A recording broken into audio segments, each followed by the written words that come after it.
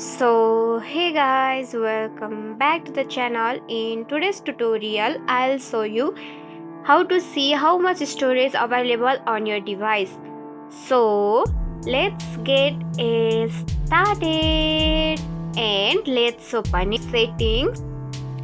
Now see, this is the screen of your settings, and to see your storage you should have to scroll down and you will see the option of storage available on the screen.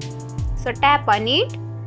Now you can see the storage and even you can free up space by tapping here, and you can delete the item which is not needed for you, and even you can scroll down below and see which app or documents, photo, video has captured storage like this. And that's it.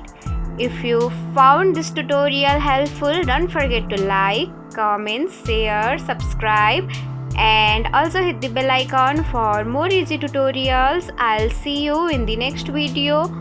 Till then, bye bye, take care, have a great day.